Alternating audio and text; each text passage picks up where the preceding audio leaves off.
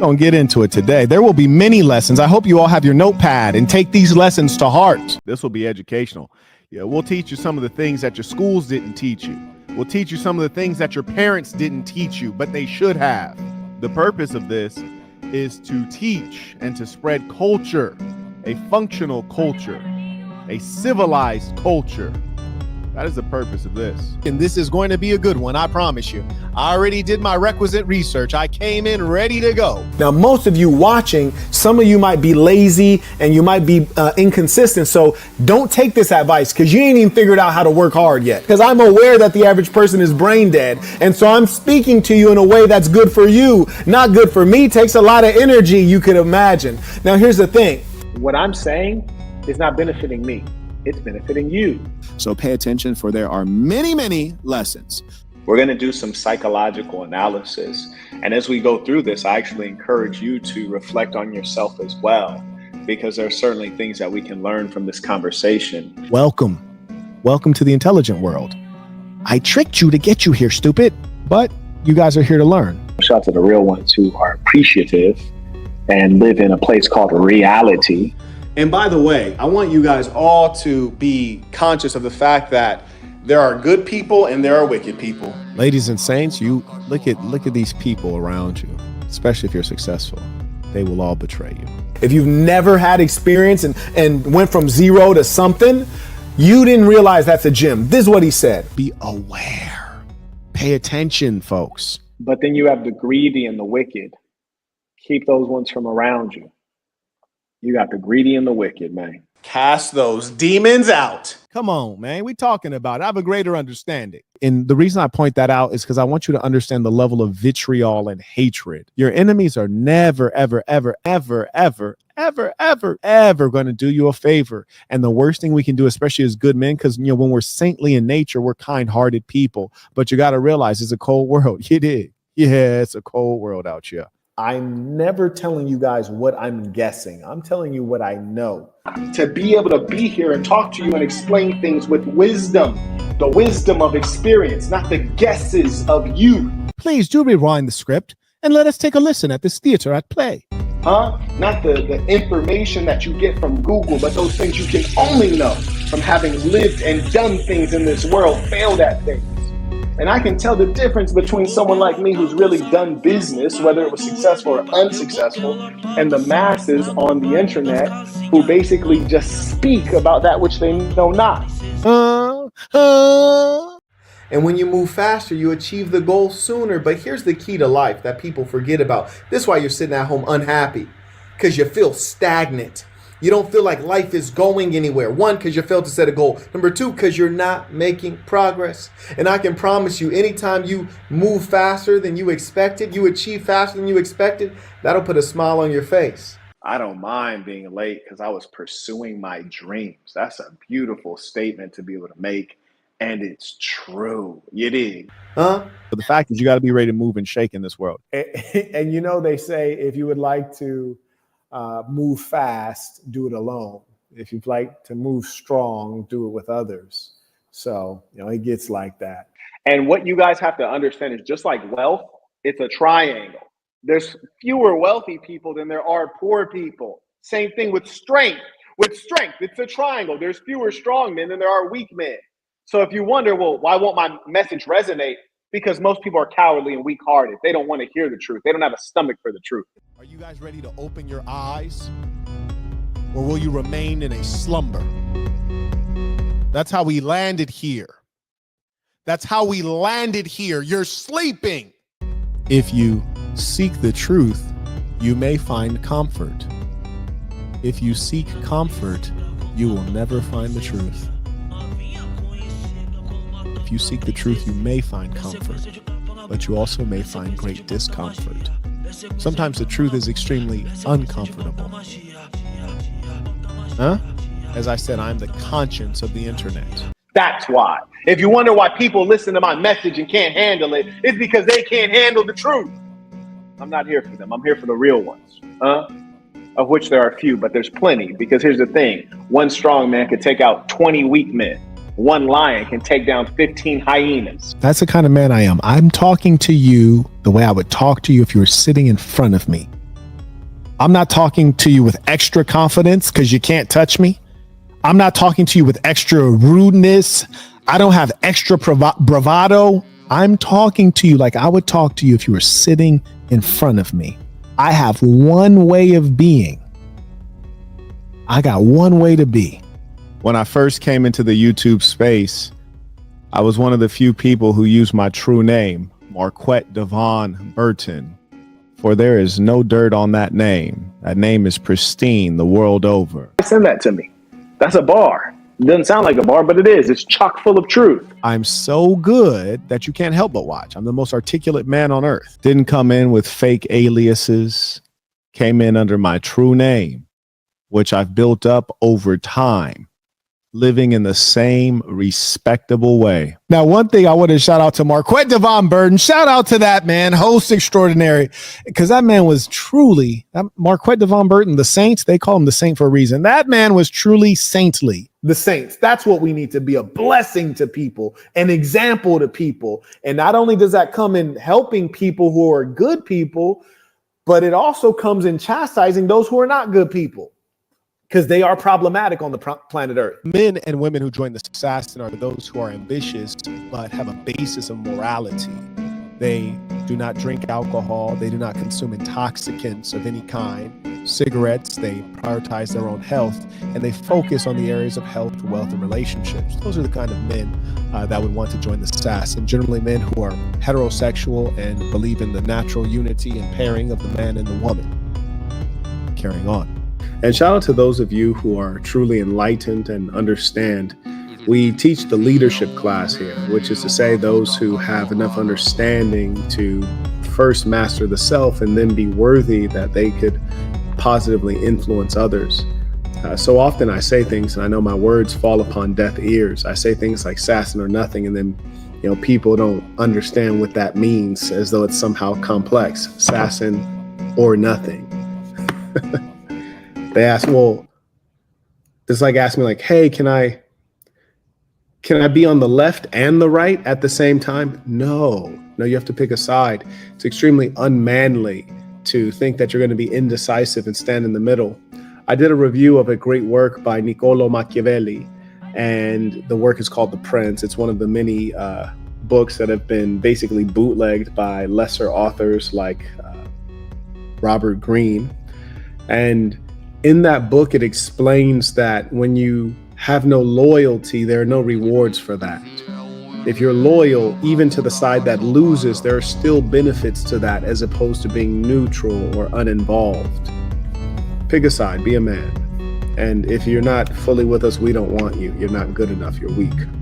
In this life, you will be tested with loss of your wealth, loss of your loved ones, loss of your health, many of these things. And some of these challenges are not of your own making. So those are the things that we have to be prepared for and endure them gladly. And that's one of the hardest things, is showing self-love. And I know you guys might be mind-boggled because it sounds wrong, but it is true. One of the hardest things is for us to show self-love. We'll do some things for our kids, our children, that we wouldn't do for ourselves. We'll do things for our parents, our friends, our siblings, our girlfriend, our love interests, that we wouldn't do for ourselves. You know how many men have gotten into good physical shape trying to get abroad? Guys are now getting BBLs. It's extraordinary. But to do it for yourself, just because you love yourself, you pride yourself, we won't do it. And that's why I often speak against what is commonly stated.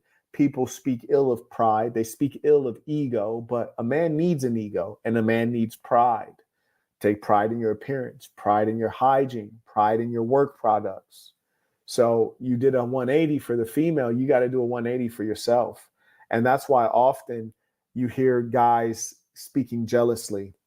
They'll say so-and-so needs to be humbled, or so-and-so is cocky. No, you're perplexed because so-and-so loves himself and you don't love yourself. You need to focus on your goals. Being knowledgeable is not a goal. Being knowledgeable is not a goal. Sounding smart is not a goal. I mean, there are some people who have this goal, but it's a stupid goal is my point. So no, there's no need to sound knowledgeable or to sound smart. You need to be achieving goals, be goal focused. That's love. That's what you do for friends and family. You cover over their errors. You help them be greater. You help them improve. You know, you got some terrible friends when they never actually can tell you the truth so that you can become greater. That's when you have some friends who either A, are not bright, B, have a low standards, or C, just don't care. You dig? And when people don't care, they're going to let you do the wrong things. There are winners and there are losers. The best thing a loser can do with their life is distract you from being a winner. That's the best thing they can do. You see, because they know they're never going to win. And so their jealousy says, I can't win. I can't move up, cannot move up. So the best thing they can do is pull you down, right? That's why losers, they love the concept of equality. Losers love equality because what it does is the high achievers, it pulls them down, equality. Winners, we love hierarchy. Why? Because we already know we up here and that's where we want to stay. You dig? Now, a real person who's a true winner at heart, you don't look down on someone because you're up. That doesn't cause you to look down on them. Only a wicked person lives like that and thinks like that. But it's the losers who feel like you're looking down on them. That's inside of their own heart. The problem today that you're going to observe, and it's increasingly the case, is people are dealing with a lot of mental issues. But did you know that mental issues are contagious just like other ailments are? Yeah, it's contagious, little buddy. You don't want to be around certain personalities. You don't want to engage certain personalities. I promise you of that. And remember this, even though it sounds crude, when I say don't trust people who are broke and ugly. Now, what's the moral of the story, Marquette? Well, everyone wants significance. I wish everybody knew how to stay in a place and stay in a lane. That'd be a beautiful thing. That's what I teach. Hierarchy. You heard me? Get in where you fit in and be comfortable. And, you know, I'm not trying to be disrespectful. It's just the fact that people who are low income and low IQ breed in great numbers. And I'm seeing the results of it as I live in the society today. And so many people are brainless. I mean, how do you think it makes sense that in America, we are stopping our kids from going to public schools in New York so that we can use those same schools to house folks who are coming into our country illegally, thereby making us less safe? I mean, this is the result of people who are not very intelligent making decisions. They're having killers come from Venezuela. Now those Venezuelan killers are no longer in that country. They're in this country. Among you. You get on the bus in this country. You have people who have taken advantage of children and women sitting next to you on the public bus. Kamala, you talked about single mothers struggling to make ends meet. How unsafe is this world for those single mothers when they have to be in our society surrounded by perpetrators and criminals and monsters who are unknown to us, unknown to the police, undocumented, nameless and faceless. They can curate crimes and get away with it. Because of you. You did that. You put them here. And the problem is when you have a populace that's unintelligent, we're experiencing not democracy, but idiocracy. And in this idiocracy, idiots vote for other idiots. You call a dog, which is a canine, one of the lower animals, you call it your son or daughter. You see others who have dogs, and they call the dog their child. And, you know, and I just... how do you relate to one of the lower animals that has not the gift of language? I just don't understand. So many things. I look at humankind and I don't understand. I have to study them to comprehend and ask them questions to comprehend basic things that human beings do. And then here's the worst part. You're also blocking yourself off from certain things. Like these young ladies who have dogs, I'd never move in with them and I'd never let them move in with me. And more importantly, I'd never have a kid with them because I'm not going to raise my kid around a dog. It's an animal. So there's a variety of reasons. Cleanliness is one of them. That I wouldn't raise my child around the dog. So there's a lot of costs there. You're a poor person doing the things of a wealthy person. And because you are, you're staying poor. Whereas if a wealthy person was to have a dog and they're going to go fly around the world and spend a month out, they can pay for a doggy hotel for a month. They can do that and it's no sweat. It's not a strain. Now, as a poor person, there may be things you want to go do, but you're like, oh, I don't want to put my dog in a doggy daycare. Now you're missing even more opportunities.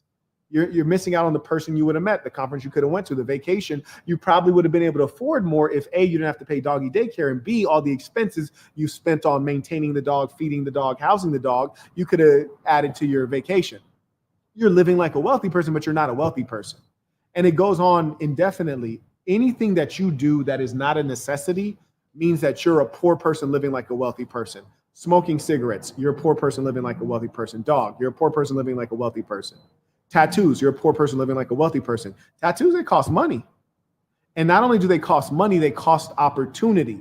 Like, for example, I got a lot of friends who have tattoos, but they're entrepreneurs. If you're not an entrepreneur and you're covered in tattoos, you probably are costing yourself and you're limiting your prospects.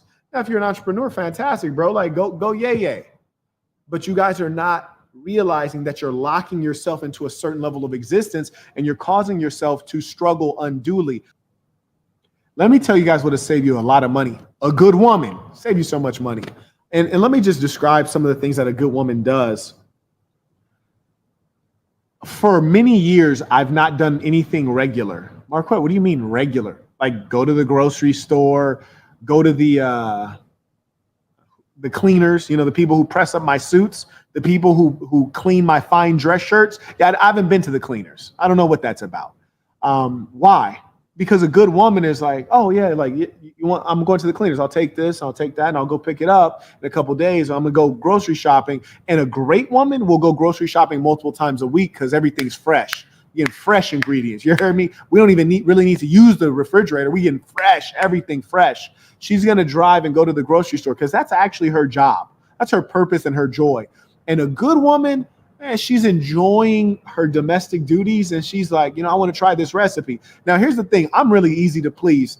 I can actually eat the same thing 10 days in a row, literally 10 days in a row, 3 times a day. That's who I actually am. I'm an extremely simple, disciplined, robotic kind of individual. I can eat the same thing 3 times a day for 10 days. That's my real life. That's who I actually am. You hear me? But Shorty's over here like, oh, I want to try. I want to cook some chicken tagine. I want to make that Indian dish you had when you were in Mumbai. And, like, oh, yeah, I remember when you were in Greece, you really liked this. I'm going to make it. Go ahead. Shit, go ahead. You want to spend 3 hours making a meal? Go ahead. That's what you want to do. Fantastic.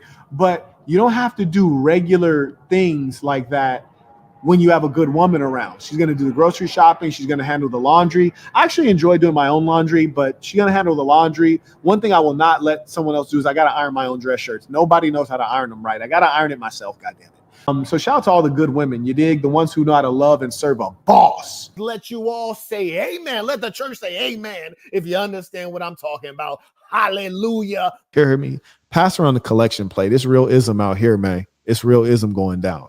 I'm going to go ahead and take a pause for the cause because that was too cold. Shout out to Paul, writes pieces. Thanks. Shout out to Paul. He's very supportive. I'll even see him on, going through the comments and he'll, pop in a super thanks. And so I appreciate it and respect it. Shout out to the real men. Stand up, pay what they owe. Pass the collection plate. Go on, Deacon, pass the collection plate. Make sure you get it to them people in the back that don't never give up nothing. Go on, give it to Sister Ethel, too, because Sister Ethel, tight as hell. Saw you roll up in a new caddy, Sister Ethel. Go ahead and give something to the Lord. Hallelujah. Shout out to those really supporting. And also shout out to the freeloaders who haven't clicked the like button or anything. They're like, look, Marquette, I have no respect for anything on earth. I'm not clicking the like button. I'm not sending $1. I'm just here. F everybody. A shout out to them too. We need you. Silly little fella. This guy is funny. So the point is, when you don't have a good woman, you end up in the grocery store. You heard me? Now, there's ways to maximize this stuff, but you end up in the grocery store, you end up at the cleaners, you're doing all of these things, which means that it's taken away from your time that you can use to grow profits. You see, like, I would much rather have her at the grocery store while I'm here thinking of another master plan. You feel me? I'd much rather have her at the cleaners while I'm here on a meeting with my tech team, for sure. But another thing is that in the West, we have such broken families and we're so prideful that we're not willing to do what Mexican immigrants do or Vietnamese immigrants do when they come to America, and they'll live multiple people to a small apartment until they can get something better. That's hustle. That's discipline. That's sacrifice. That's what you got to do. But in the West, we're so proud. Oh, I don't want to live with my parents. I don't want to live with my brother. I don't get along with so-and-so. Like, Okay, but stop trying to live like a rich person before you're a rich person. You hear me? Live according to your means. Your means are you need to have a roommate. Your income means that you need to share a car, and that's okay. And you know what? The truth is, people who have actual values, they don't care about those things. You know, when I talk to you, I'm assessing you based on what you communicate to me. You can hop out of a beat up Toyota. I'm going to take it into account, but the way you present yourself is going to be the most critical factor. Like I look at the small things, like for example, like when people come to Assassin HQ, we have white walls. As you can see, we have white walls. There's some people that set things like right on the wall, and it's going to mark up the wall. Of course, I don't say anything. It's a small thing you expect when you have people in the space. The space is going to get like marked up and dirty and things like that. But what I'm watching is to see among you who are the most careful ones, who are the most detail-oriented ones, who are the ones who are awake. That's what I'm watching for, because I'm asking myself who's going to get confirmed next, who needs to go into a leadership position, who's the most competent, who's the most trustworthy. Like if I watch people, I'm like, okay, that guy's not careful. So if I copy the key to Assassin headquarters so that you guys can run programming and run events out of the HQ when I'm gone, I'm not going to give the key to this guy who's not careful. He's the same guy that's going to walk out and forget to lock the door. This guy's going to forget to lock the door. That's no disrespect to him. It's just that's the kind of character he is. And there's nothing wrong with that. So you really have to understand that it's the details. And I remind you, businessmen, details, numbers, percentages. Come on now. And you know, the key is having good women around, but also being within a good culture. And I asked myself, how can we get the guys co-located as well as possible? I've considered buying some land and then like putting some low cost tiny homes or manufactured homes until we can like build something bigger and grander. I also asked myself, what if there's a new construction apartment and then we all just move into the same apartment building? Because as they say, steel sharpens steel, but when you're around people with good habits, you're going to exercise good habits, and you'll be ashamed to demonstrate low habits in front of great men. Furthermore, when you're around people you like and respect, it's easier to go to the grocery store. Hey, bro, let's hit the grocery store. 4 or 5 of you guys head to the grocery store. It's a fun experience. It's a social experience. Or, every Sunday, hey, guys, let's do a little dinner every Sunday. Cool. Have the ladies get together, whip up something, and we all sit down and dine. Of course, we're going to contribute, pay our fair share. Never forget to do that. Pay your fair share into it. But when you're co-located, it's easier to live within your culture. When you're isolated as an atom, it's easy to get subsumed by the greater culture or lack thereof. How many times have you heard me say, we are in revolutionary times? For years, you've heard me iterate and reiterate. We are in revolutionary times. There is much that is confusing. You have many who would speak of the deep state while being a part of the deep state. You have many who would point out the matrix while actually being a part of the matrix. We are in truly confusing times. Some of you try to pick up the good book to understand what's going on, and you only find yourself even more confused. Now the Christian side. It's like, but what is Christianity really added up to today? I want to challenge all of your religions. What are they adding up to? Christians going to churches throughout the United States of America. Tell me if you see any rainbow flags in there. You will. Tell me if they're willing to preach about Sodom and Gomorrah the way it is written. They're not. Your religion is corrupted. It has no value anymore. See, if it was me, if I was really a super Christian, I'd just be walking around snatching cross chains off like I'm a black in the ghetto. You feel me? I wouldn't even run after I did it. I would just snatch it off, throw it on the ground, and spit on it. It's like, shorty, you're an abomination to an abomination. Yes, the cross, this idolatry, this, what do you call it? Yeah, it's an idol, right? These symbols that don't necessarily connect with God, these symbols that were created like, we're not going to get into theology, but the point is you're making a mockery of the religion. What I do is I challenge Christians. I heard somebody say Marquette is anti-religion. I'm pro-religion. I'm here as all of humankind rolled into one.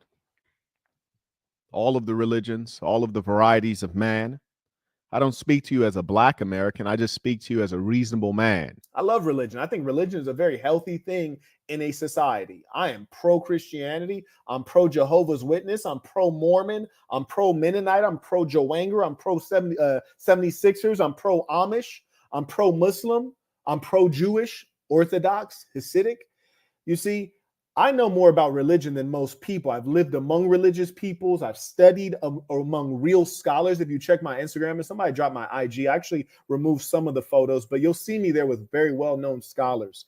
And I love religion, but I hate and despise fake religion when people take on religion as though it's a costume. So shout out to my Christians, which means like people who don't really follow nothing and they don't have any damn standard because they let anybody, take their, their, what do they call these idols? What are all these symbols that they have and just make them represent garbage. Rappers wear it, slurs wear it. Like your church has been destroyed, man. You got a rainbow flag on the church, man. The ism saves lives, but Christianity, I don't know what's going on. Y'all keep saying Jesus is king. We'll tell the king to start chopping heads off. You heard me? Because y'all being misrepresented. Jesus should be better than king, frankly, because we have kings on earth. Carrying on. Religion is not a costume. You do not put on a hijab and become a Muslim woman. You do not put on a thobe and become a Muslim man. You do not put on a yarmulke and become a Jewish man. It is not a costume. You do not put on a cross and become protected and covered in the blood of Christ. It is not a costume. And honestly, real Christians, which there aren't any really, they should be ripping these things off these people's necks violently. Carrying on. And this is a challenge. If you're like Marquette, now Christianity is the greatest. Good. Make it the greatest. Make God's word law.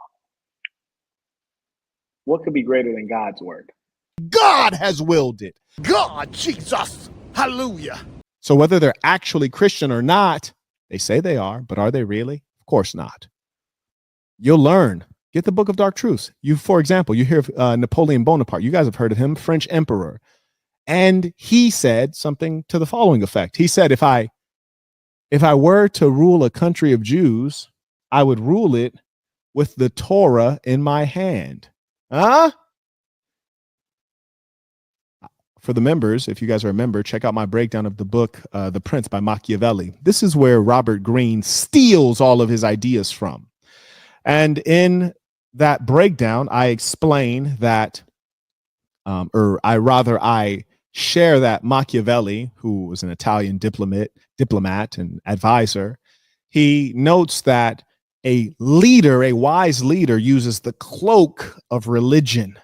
The cloak, he puts on religion and takes it off when it's convenient, like it's a garment, like it's a piece of clothing. And he uses it to cover over his true nature and his real moves and to confuse the populace. Because here's the funny thing, though the politicians don't believe in God, they don't believe in the Bible and Christianity and the good books and the Torah in Islam, they don't believe in any of it. And this is all what happens when you have immoral men running the society, and then you have good boys, behaving well and allowing this stuff to keep going. But you, the average people, you believe in these stories. You were raised on these stories. You love a good story. Yes, you're captivated by a good fiction. Yes? Imagine Islam, a religion of modesty. Look at the United Arab Emirates. What is it most famous for? Dubai. What is Dubai about? Modesty? No. I do believe that the Prophet Muhammad, peace be upon him, was well known for his honesty, yet the Muslims will lie to constantly. And I believe there are many names for, I'm not getting into it. Let me just respectfully say your religion is garbage if it's not doing anything for the people. And if you believe that your religion is not garbage, prove me wrong. Please, I want you to prove me wrong. I want you to go and not spread dawah among non-believers. Don't evangelize among non-believers. Evangelize among those who say that they believe, but do not live as though they believe. Spread dawah among those Muslims who say that they took shahada and say that they were born Muslim, but they do not live as a Muslim. Spread dawah there instead of trying to spread your name and tend to your own ego.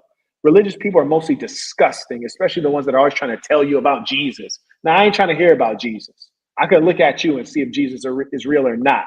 And from the looks of your life and your behavior, Jesus ain't real. I don't want to hear you talk about the religious people while holding a cancer stick, burning like the flames of hell. You're holding a cancer stick that's burning like the flames of hell with smoke going up while you talk, telling me about God. Stop it. It's disgusting. Places filled with prostitutes, money laundering hub of the world. It's where the famous and the wealthy and the wicked and the drug dealers store their money in real estate. Used to be Panama, now it's Dubai. I say that as a point of fact. You can't have this much residential real estate. Show them the height of this building here.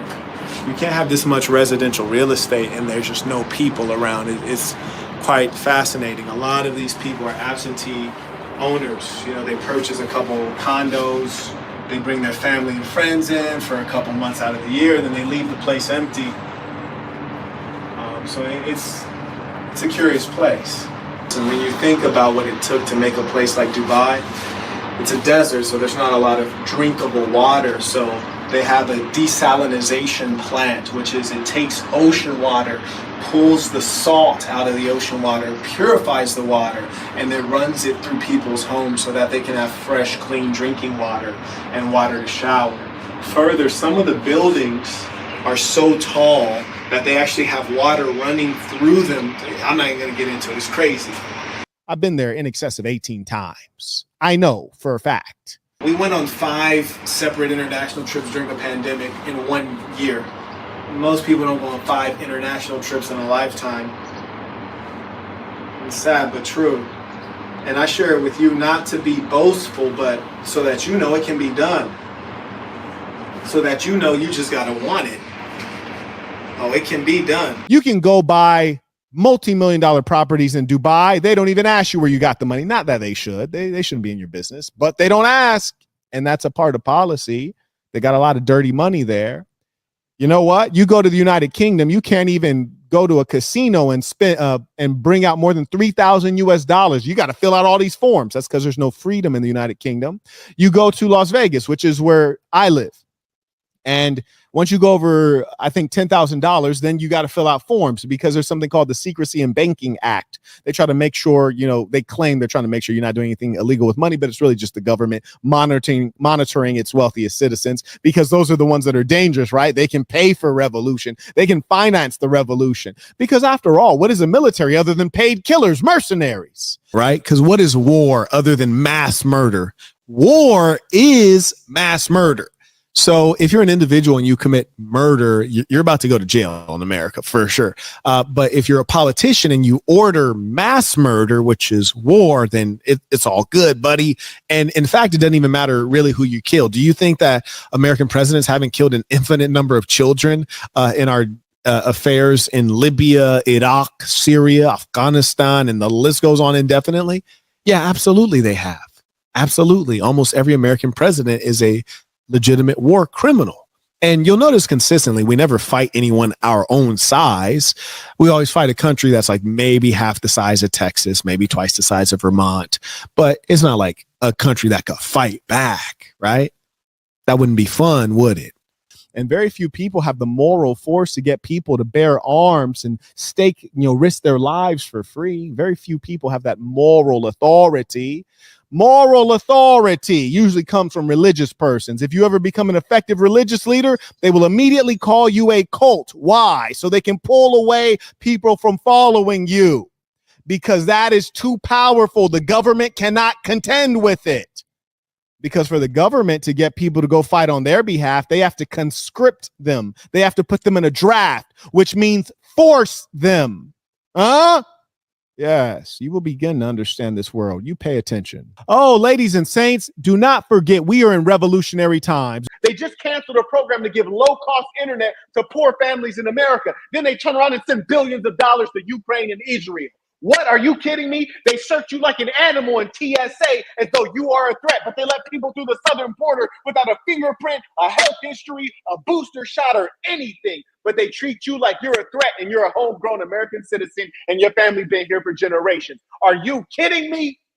We are in the times that they were in Germany, except it's worse because at least the German government cared about the German people. The American government cares nothing about you. And I don't want to hear anyone claim that they're America first. None of these politicians are America first, including Trump. The moment you bend the knee to that other country that has a blue and white flag, you have betrayed the red, white, and blue flag. There is no such thing as America. It should be America only. I'm the only person that's America only. It's not America first, and then others come after. No, it's America only. We need total domination. Our government is in trillions of dollars of debt. The future of our children is in question. People don't respect us around the world. Are you kidding me? Our currency is so freaking weak, it's not even funny.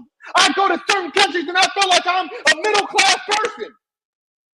How is it? I feel middle class. I feel like a middle-class fat white woman on a trip when I go to other countries. That should never happen.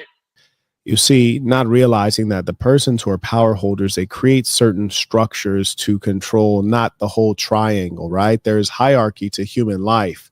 They're the people at the top, and then they're the losers at the bottom, whether it's the people down here who are maybe the wicked or the poor or whatever the case is, right? So there's a triangle, meaning hierarchy. The people at the top, they create the laws to protect themselves, not to protect the people at the bottom. And sometimes they say things that are not true, but they say them to influence the people at the bottom and make them docile and cooperative. For example, just imagine in America, they say we're all equal. Is that true? Are we all equal? That's a lie. You ever been on an airplane, and when you get on the airplane, there's something called first class. There's something called business class. And then there's something called coach class. Well, you and I, we can count. We understand things that are ordinal, right? First, second, third. But just to trick you, they have first class, and then they don't say second class. No, they say coach class, right? They don't want you to realize that you're second to others. So they don't say first class, second class, as in second class citizen. They say first class, coach class to confuse you. So the people who are actually second class, they don't know it. But the people who are first class, they know it. There is no equality. This is what the power structure does to fool you. Yeah, the book of dark truths is something you need. A lot of you guys are using books that don't teach you a damn thing, books that leave you in deeper levels of confusion. Do you not think that politics is theater? Do you not think that politicians want to be aligned with God? You don't find it strange that every single president of the United States has been a Christian? Out of their mouth, at least, they're all Christians. Even Barack Obama, a Christian. Why?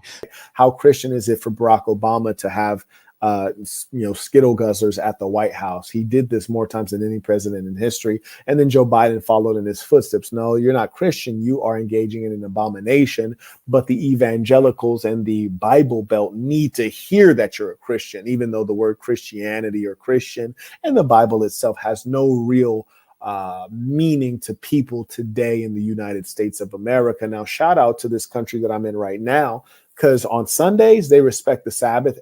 Things are shut down. You can scarcely get a bite to eat. You can scarcely go to a proper store. Only the small ones are open. Everything else is closed. Why? Because it's a Christian nation. That's why. That's why it's a Christian nation. America, definitely not a Christian nation. It is a nation of heathens. Anyways, they want to appeal to the evangelicals in the Bible Belt, the Southerners, because America is a strong white Christian country. They want to appeal. So whether they're actually Christian or not, they say they are, but are they really? Of course not. You crack open your Bible, you crack open your Quran, and still you read it cover to cover and don't even understand the world any better. It's the truth, especially in terms of the Bible, because it's written in metaphor and allegory. And some versions are missing books. You find so many demons, they go into things just to ruin it rather than creating something of their own, some sick ideology that they can subscribe to. They go into something that is sensible and they destroy it from within, because mainstream Christianity has fallen off so bad that we virtually have synagogues of Satan. Yes. Rainbow flag on the church, female preacher in the church, gay pastor in the church. We're going to get to Islam as well. But when you look at the Christian woman today, you could never tell that she's Christian. In fact, you can even look at a number of women who engage in adult films. They're wearing a chain, and on that chain, what does it have on that chain? It has a cross, which is a Christian symbol, apparently. I think that occurred in the later stages of the development of Christianity. Apparently wasn't there at the beginning. My understanding is that there was a multitude of criminals who also laid upon a cross, not just Jesus the Christ, but we know many stories have been rewritten, and human beings are not very trustworthy. They're quite deceitful and unreliable. I will be releasing the Book of Dark Truths to the public. There may be a couple pieces I'll take out. And the reason you will be able to purchase that is because it might be my last testament. You heard me, before they take me out. And I want people to be able to look at this world and see what is actually there, because you have been lied to and you are being lied to on a regular basis. Now, you must be conscious of these persons. Sometimes they come into your Christian church pretending that they love Jesus when they really don't. Sometimes they come into your masjid engaging in bid'ah. Sometimes they go into your temple claiming that they're Mormon or Jewish, and really they are nothing of the kind. They're really there as demons in disguise, a wolf in sheep's clothing, to create havoc and confusion. You see, the government will call any form of power other than their own a cult, unless it's an old religion created by Western Europeans, or at least controlled by Western Europeans, where they control the narrative and the imagery. If it's not such, then they will call it a cult because it is a rival to their own governmental power. Governments don't like militias. Governments don't like organized entities. They'll call it organized crime. They'll call it a cult. And those who are sheeple, the sheep will do the same thing. They'll follow the government line, not even knowing it, which shows you how impressive government propaganda is, or how low IQ is among the populace. A little bit of both, perhaps. But anyways, you notice this fellow is constantly speaking in terms of liberals or left and right. He's a part of a mafia, the LGBTQ plus mafia. Oh, and by the way, if you're wondering, what does the plus mean? Oh, well, the plus, that is, those are the ones who are adult males who engage in pederasty. Yes, that means that they're grown males who like little boys. Yes, that's what the plus is. They just haven't told you. What sense does it make? LGBTQ? That's a lot of letters already, isn't it? You got Bruce Jenner in there. You got Ellen DeGeneres in there. What else is in there? LGBTQ plus. What's the plus? Yeah, it's the grown males who like little boys. That's what it is. And they're going to wait and tell you what that plus is. But I've told you today. And today is when you should start fighting against it. Yes, imagine we've reached a time where adults will yield and let their children be brainwashed in the school system. We've reached a time where your government thinks that they are more apparent than you are. Imagine. Your kids go to school and they can tell a counselor that they don't feel like they are their gender because they've been programmed all day by their teacher who is, and then they can undergo damaging, irreparable, irreversible surgeries that mutilate them. And they can do all of this without the permission and consent and awareness of their own parents. Now, here's the funny thing with the left is I thought consent was so critical. I thought consent was so critical that we would go back decades and decades and decades into situations that are fictional and fairy tale and accuse upstanding men of crimes that they may have never committed that have no evidence because consent was absent. That's how important consent is claimed to be by the left, but we find that consent is something that they pick up and throw away. It has no real meaning. In fact, very few things have very much meaning and truth today. The government has laws and then they violate their own laws. American government told you were free. Then they created a pestilence and spread it around the world, claiming that, we don't know where this came from. It didn't come from a lab that we funded in partnership with the Chinese, who are supposed to be our enemy. Yeah, you're free. You're free, Americans. That's what we tell the veterans to fight for, our freedom. Then the American government took it away all at once, and the other governments of the world followed suit. behaving real totalitarian the way we accuse China and Iran of behaving. Yet our government and any government would behave in the same way, which is why I tell you that revolution is a natural cycle. Just like they say capitalism has cycles, boom and bust. Does your freedom and liberty have no cycle in politics in a regime? Do regimes not establish more and more power and entrench certain personality types and persons and families to where they all need to be removed, root and stem, such that you can have some measure of freedom? Nancy Pelosi, how long has she been in government? Hillary Clinton, how long has she been in government? The Clintons, how long have they been in there? The Bush family, how long have they been there? The Rothsteins, how long have they been in the background? In your democracy, your republic, I spit on it. These false conceptions of freedom, I spit on it. All lies. That's why we don't have a democracy. We, in fact, have a republic, but our republic has descended into a plutocracy. So it is a government run by the wealthy and wicked. You know, I find it funny that when the good Americans tried to put forward prohibition, which is to say removing the ill of alcohol from the society, the masses raged against it. And civilized people partnered with gangsters like the Kennedys and Al Capone. You see, the good people have always been in a minority, which is why we must stick together, because we're contending with those that are truly wicked. And I'm sure there's some older people right now who literally lived through this and they know what I'm speaking is true. Yes, America started as a religious country by religious zealots. What is Saudi Arabia? It is a country that was dominated by religious zealots, increasingly now dominated by money-hungry animals. Yes. What is Russia? It's a traditional country that values family and marriage and heterosexuality. That's what America used to be. We're fighting against it. It's ironic. Lets you know evil has triumphed. Anyone who thinks that they're a pacifist is a fool. You cannot be a pacifist in the face of evil. Just imagine you're a pacifist and it's World War II and the German ball is showing up executing a strategy called Blitzkrieg, pursuing Lebensraum. You're about to get eradicated trying to practice pacifism. You're a fool. And the government feeds you this diet of idiocy. They want to remind you of Gandhi. Oh, he was a pacifist. Well, that's because he had 1 billion Indians behind him, which was the overwhelming majority against the minority of British.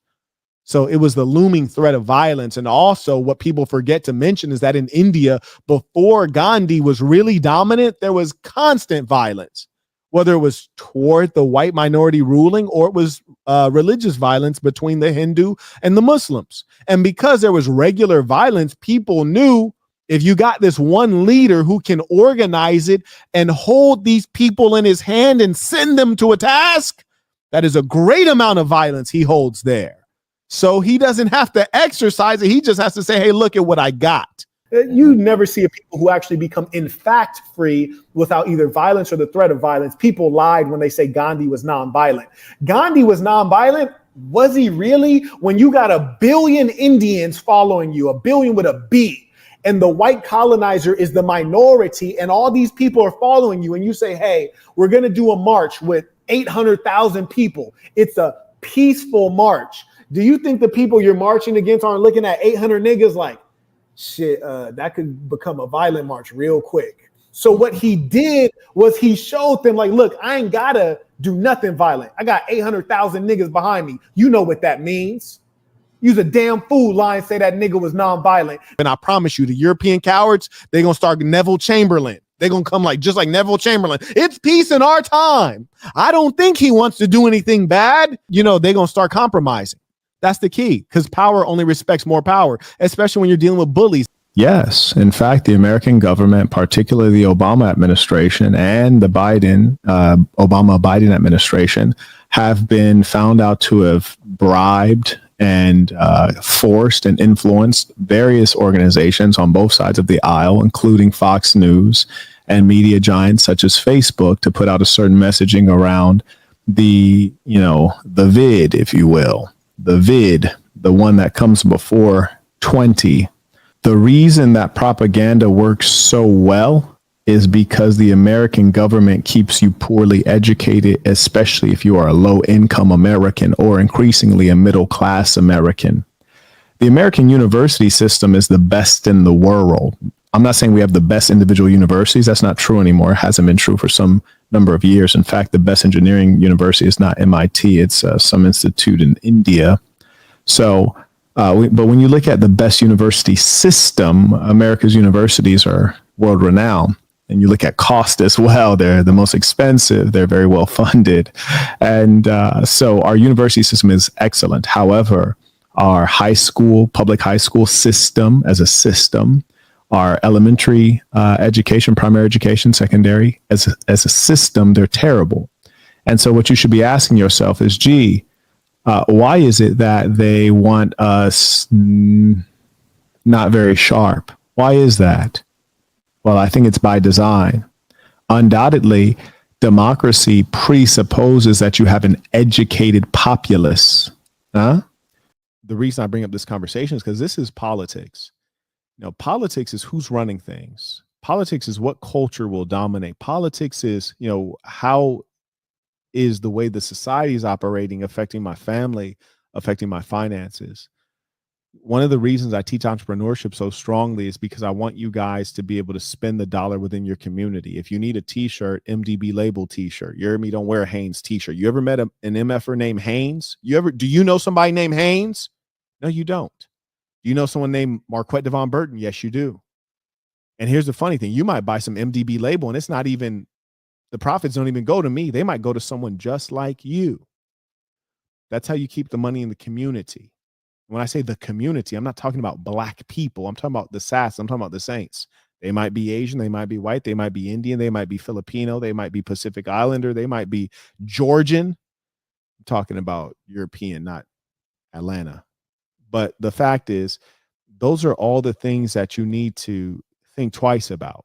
This is not a direct democracy. We do not engage in plebiscites very often. This is a republic, which is to say that the people, the average persons, the imbeciles, the working stiff, they elect someone to represent them, which is to say someone that is at some level their superior, right? Theoretically. And that person engages in voting. So that person experiences democracy, but the low level people, the average citizens, everyday folks, they experience a republic. They get to pick somebody to represent them. They don't get to vote on issues. Have you ever voted on, will we let people into our southern border? Have you ever voted on, do we actually need to be searched like animals at TSA? Have you ever voted on, should we be sending all of our money to Ukraine and to Israel? No, you never vote on the things that are actually critical, right?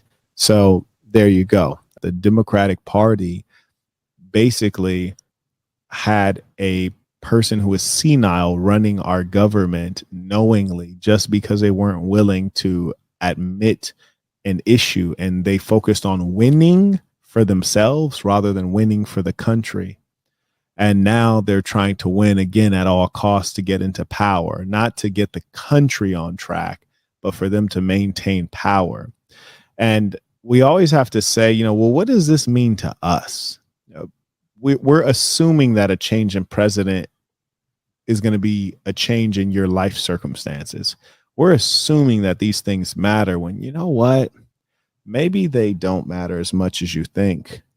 Maybe there's some things you need to be doing to be providing for yourself. I think we should touch on that a little bit, even though that might not be as interesting a conversation because it requires you to do something.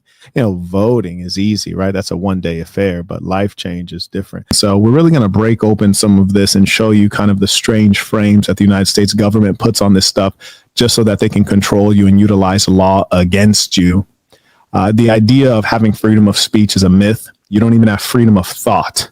And part of the strategy of the American government, clearly in its poor public schools, is to keep you deaf, dumb, and blind. And as a result, you're not able to think through things critically. It's quite astounding in a country as developed as this. The population in mass is sleeping at a level that you can't figure out that your tax dollars are going to nothing. You look at the airports, they're in disrepair. The roads have potholes. The public schools are underperforming. The water is not clean in certain sections of America, in the South, in Louisiana, Mississippi, New Orleans, and parts of Texas. They can't figure out how to stop the place from flooding when you have seasonal hurricanes that occur every freaking season. So it's just, in Louisiana has always been a poor state. So is Mississippi. But it's just astounding that these problems remain, as though America is not the bastion of capitalism and innovation. It's amazing how many times we come out with a new iPhone, but we can't come out with a new levy to protect the residents of New Orleans and other places that experience similar climates. What can you do? Well, communities have broken down, churches have broken down, neighbors don't know neighbors. You also used to have large families. You used to have your clan, your family clan, those people who stick together because they are linked by blood. And people say, oh, no, don't mess with the Burtons. You know, the Burtons, man, it's like 50 of them. You mess with them, it's going to be a problem. And they'll all show up.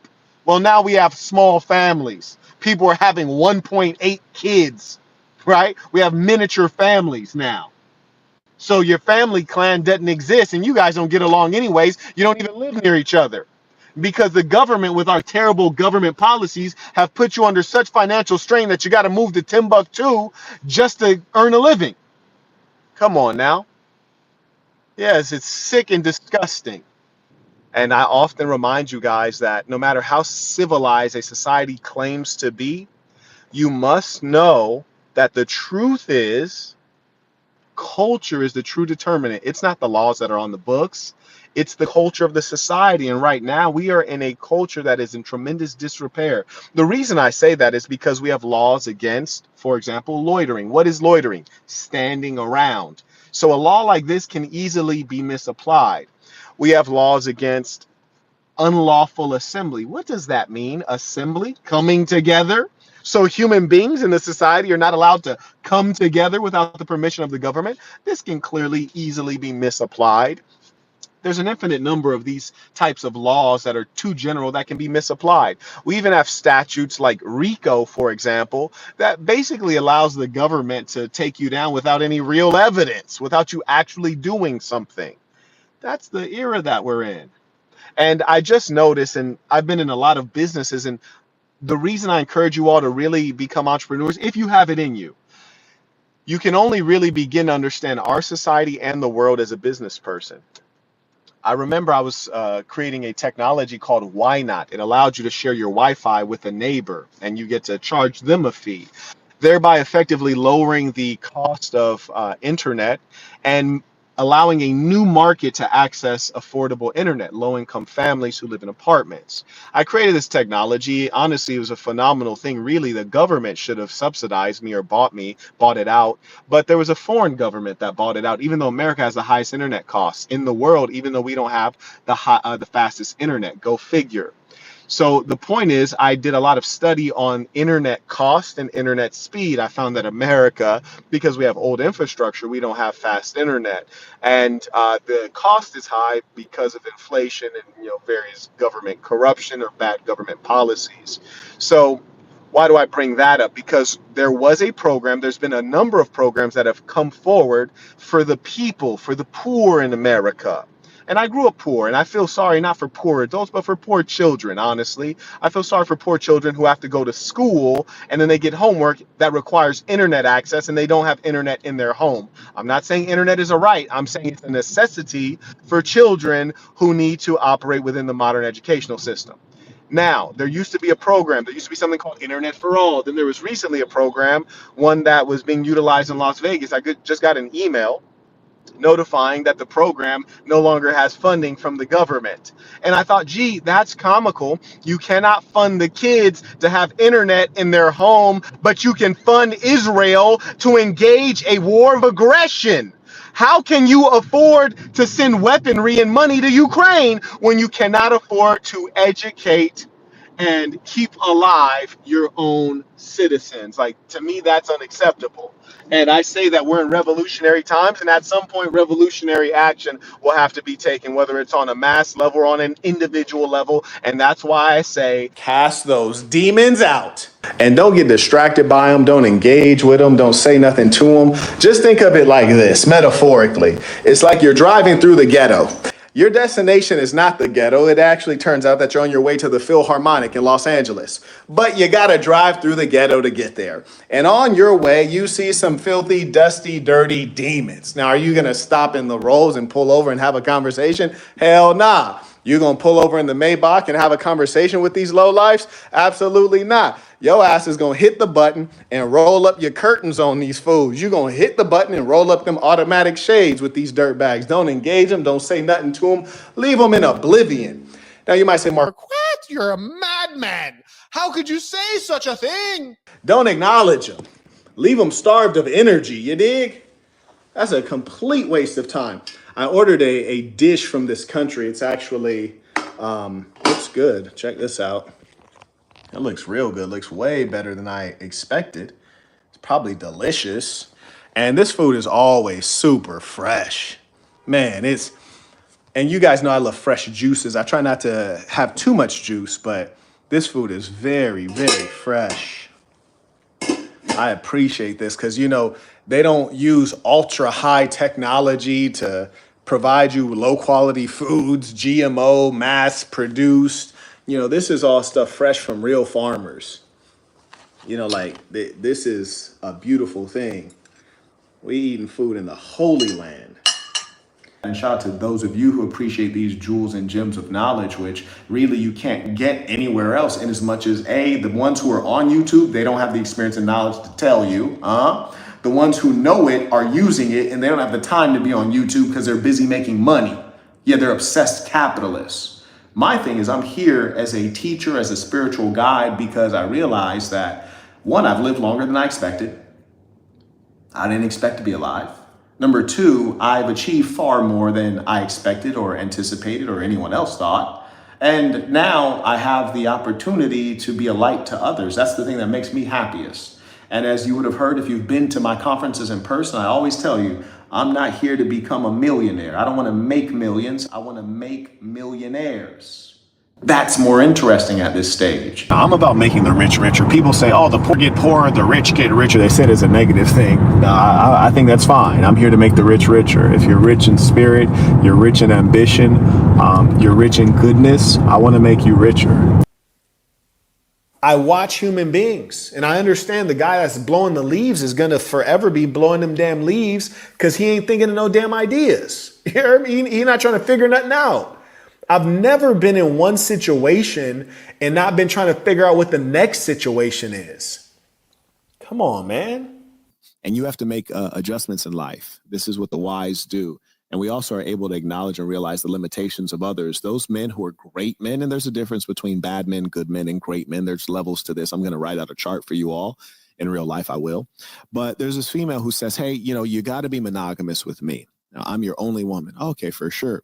Then you ask her to do something for you. She can't do whatever you ask, whether it's sexual, whether it's a task or what have you. Like, oh, you want to be my only woman, but you're not even competent to do what I want, or you don't have the interest in satisfying me physically, whatever the case was. So it's laughable. So you're dealing with someone who is unrealistic, someone who is not a loving person, more narcissistic, and a person who does not think in systems, not realizing that, well, if you're going to be the only woman, you have to do everything, right? Now, if say you were one of two wives and one wife doesn't want to cook, the other wife can cook, perhaps, but she doesn't understand systems. So there's always going to be a problem. And you know what? Some people, they live in chaos. Yeah, I know for sure. Yeah, I'm not making up things. I'm talking from the experience of a man who's traveled around the world. And when I go to a country, I get all up in it. You heard me? So some wicked people, yes, they live in chaos and they enjoy argument and negativity. If you're a very even man, you're the kind of person who doesn't argue. Like me, I don't argue. I don't argue at all. I don't argue and I don't chase them. I just replace them. That's it. Or I marginalize them. So the young lady who said, oh, slow down, you're walking too fast. Oh, really? Okay. Yeah, I even slowed down for her. But see, here's the thing. That was the last walk she ever took with me in her whole life. You dig? She ain't never walked with me again in her whole life. And that was why. So I'm not going to argue with her. If I think there's a case where I can learn something, I'm always open to learn. So I did, in fact, ask her because I wanted to understand before I had her hit the road. I said, hey, what makes you think that I should walk at your pace as opposed to you walking at my pace? She says, because my legs are shorter. And I said, well, my legs are longer. She says, well, I'm accustomed to Muslim men being accommodating to a Muslim woman. Oh, I said, oh, I'm accustomed to Muslim women being accommodating to a Muslim man. So explain to me. I'm waiting for you to tell me something that has meaning that I can't say right back to you. She said, well, I just want you to walk slower. I said, okay, fantastic. You're done. You're done. I don't even have to say you're done. I just say that in my head, and then boom, there's no more communication. She keeps reaching out, but eventually she'll get the picture. And the sad reality is that that female's never going to change, even if she says she's going to change. You know, when you're in a strong position as a man, which I am, they always tell you they're going to change, they're going to improve, they're going to do better. They don't. They never do. No, very few people on the planet Earth can improve. Most of them, when you meet them, that's who they are. With women, they're hiding it. And, you know, once you get a little bit of time in, once you've had an argument with them, that's who they are. And it won't change. Very few people can change and adjust. Remember that. Never forget that. And in my book, The Black Box, I talk about that. If you take anything from this conversation today, take the idea of being serious, take the idea of being manly in all that you do, having intensity, oneness and simplicity. And there'll come a time when you know that you've really accepted the ism and you're living by it. You'll know. Your behaviors will change. The way people perceive you will evolve. The way you perceive yourself will be different.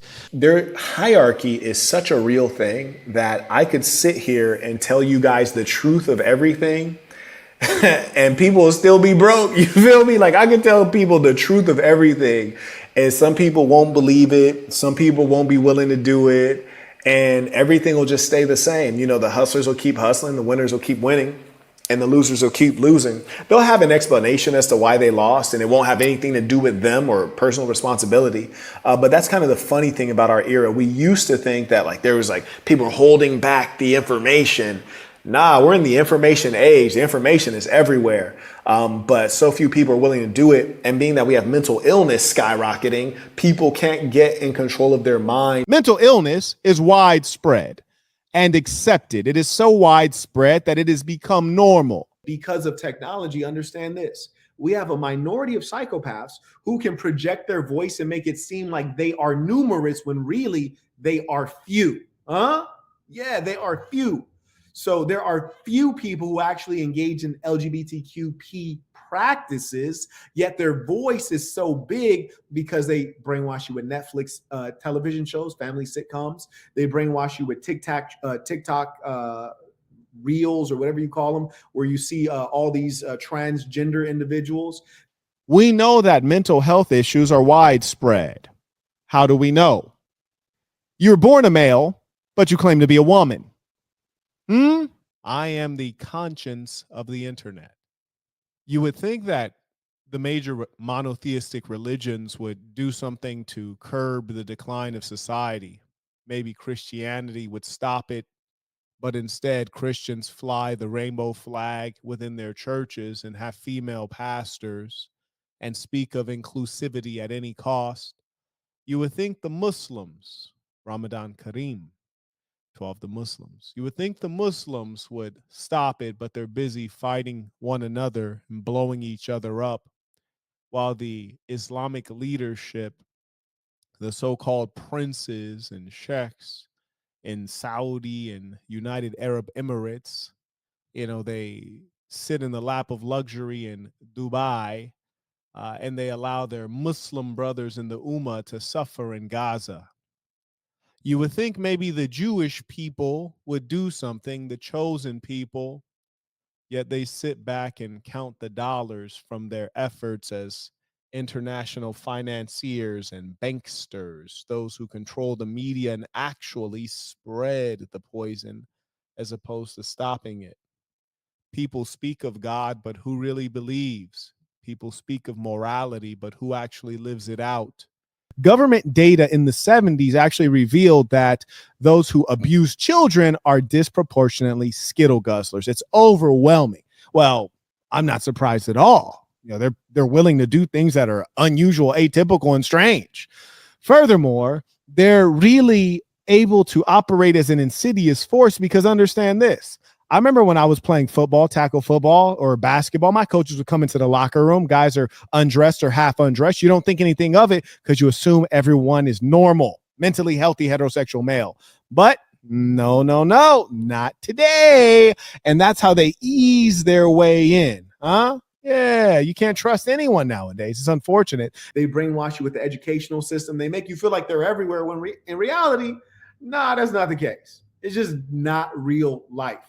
You guys ever notice on Netflix, all the shows have a gay guy, and often it's a black gay guy strategically? Why? Because the black Americans listen to something called hip hop music, which has rightly been classified as hyper masculine and anti-LGBTQ. And it has been for a long time. And then all of a sudden you get a popular black gay rapper called Lil Nas X. Do you think that was organic and by chance or by design? Why is it that the gay character on the TV show is so often a black male? Strange. Well, why is it that there's always a gay character on the TV show? That's also strange considering their low population in reality. Competition really starts with the education of our youth, the quality of our public schools and character education and culture. That's where the policy actually should start. And so it shows it completely lost and deranged. I mean, if you're raising girls and boys and telling them that they can be any gender that they want, you've already lost the race. The psychotic LGBTQ mafia and the feminists, they absolutely love this topic, a topic of perversion, a topic of child murder, a topic that makes society upside down. Most of these people don't have any intellectual pedigree. And I'm not talking about from schooling. I'm just talking about like the motherfuckers is brainless. If you truly believe that violence is a bad thing, you're a dummy, and you're the same dummy that would have let Adolf Hitler take over the world. We can't engage in violence. Well, that nigga using violence and that shit is working. Come on, man. For example, if you read Nietzsche or you read The Inversion of Morality or Beyond Good and Evil, then you'll understand that a slave creates a morality to justify their existence, which is to say, even when you had the master and the slave, and the black Americans, what we call them today, were the slave, they created a morality to justify their existence as being okay. Right. So they would say things like, oh, when we get to heaven, we gonna live like kings, or we was kings. And so they create a morality of falsehood to justify their current state. Because people are scared, they will say, well, violence is bad. Well, you're scared. That's why you don't want to engage violence. You call the police because you've been trained to do that. But the police come and they're effective because what? Because they have violence on their side. Power, violence, right? But you would rather call some other man. And the reason the government removes that from you, because violence is a form of power and governments monopolize power. So this is true stupidity from cowards who are not men. They have not the foggiest idea of being a free man consists of. That is what the government is supposed to be for, to serve the American people. But when's the last time you felt like you were served by your government as opposed to dominated?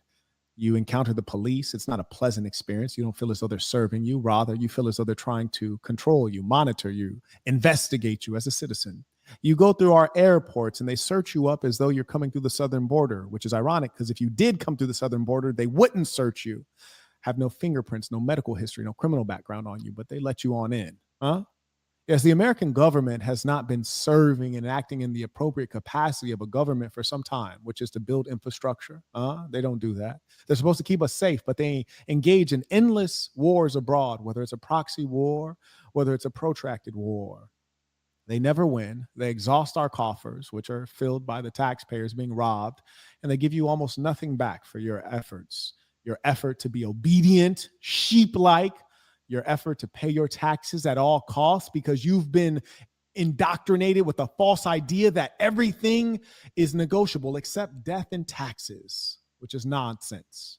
It's all a choice. And as a free man, as a strong man, you should be strong enough and free enough to do what is right for you and your family. And I tell you that in this day, if you support the American government, you support one of the most evil institutions that has ever haunted the planet Earth.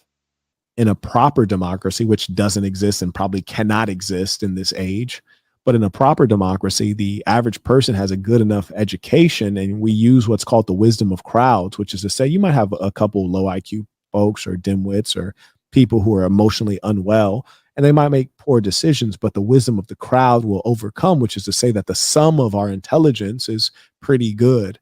And the sum of our intelligence will make good decisions, or it will marginalize those bad apples. But in a situation whereby you do not have a mass of people that are reasonably educated and intellectually competent, you're going to have everyone is going to be at greater risk because you're going to have, disproportionate influence by lobbies. And one thing I want you guys to know is like, no one wants to believe it. I've been saying we're in revolutionary times, but no one wants to believe it. And listen, this is what you guys have to realize. When World War II was about to happen, not everyone was aware that it was about to happen. And then once it started, it was too late. You can't reverse it. You see what I'm saying? So the key is to be prepared. Be prepared. Like, come on, man. Like, if everyone knew we were on the brink of World War III, we would stop, right? Like, we would all stop and say, no. Technology's too advanced. World War III will be devastating. Stop. But the problem is the war hawks, the people who are warmongers in the West, they think they'll be able to bully Russia infinitely and Russia will just fold. Maybe they could be right. But if Russia doesn't fold and eventually their means of waging conventional war are exhausted and their coffers are exhausted and all they have left is that button, and Brody hit that button, once he hit it, then it's too late at that point. And so the world has come to the brink of nuclear warfare many times. And the Americans have been quite effective in getting to the brink of it without suffering it. And the one time we did engage in nuclear warfare, it was America that used it. But at that time, we had superiority in terms of, those weapons and the willingness to use it. We were on our side. We were really the only ones who had that kind of weaponry and were willing to use it. Well, I don't think that's necessarily the case now. So, who knows what the future holds, but in either case, what we have to know is if something starts to go left, you want to be around people that you know well, people who will protect you, because the worst thing is to have to wait for 9/11. You dial 911 and see if the police show up. You're already seeing in places like California, 911 is not working. You hear me? The government is failing you in basic services. You're seeing in Chicago, they've had Venezuelan gangs take over entire apartment buildings. Gangs. What are gangs? Organized units. And that's what I'm encouraging you guys to be, an organized unit. That's what the American government is, an organized unit. But the only problem is that the American government, they used to give you protection. They make you pay protection money, taxes, and then they give you protection. Now they're making you pay protection money. You ain't even getting protection. How crazy is that? How crazy is that? What kind of mafia is this? Bring back the Italians. At least they give you protection when you pay protection money. So you got to be able to protect yourself. You might see the Democrats claiming that the economy is strong when everyone who's went to a grocery store in the last 4 years know that things have been more expensive. I remember filling up the Rolls Royce when Trump was in office and it was less than $100.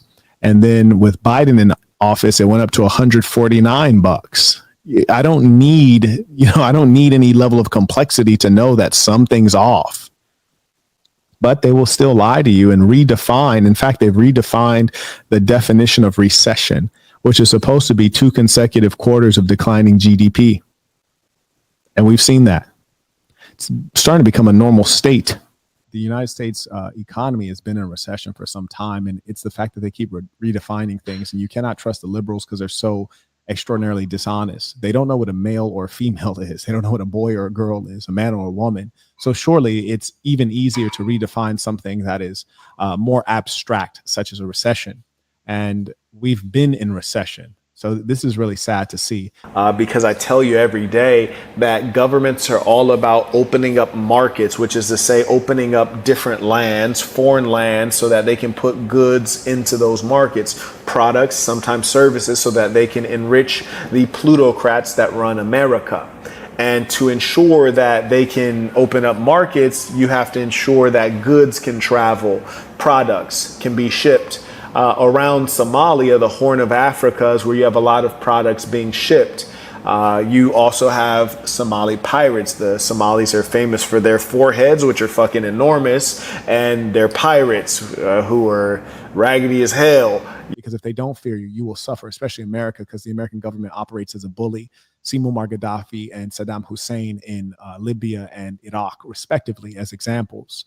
So the point is, They used to have open slave markets, dummy. Now there's really only one place you can go and find open slave markets easily, which is Libya. That was a result of the efforts of Hillary Clinton and Barack Obama and their terrible, evil decision to murder a head of state, which was not their right to do, which is Muammar Gaddafi. And not only did they murder him and open it up for a freaking slave market of black sub-Saharan Africans, they also destroyed the infrastructure there, which was critically important in a nation that had more gold reserves. When you look at gold to people, they had more gold reserves in the United Kingdom. They were giving out interest-free loans. It was truly a revolutionary state, also a rogue state, which is why that happened, because the European powers are still deeply colonial and deeply vicious. Because Gaddafi was giving interest-free loans to sub-Saharan African countries, because he wanted to have a gold dinar, because he was, had sweet crude oil,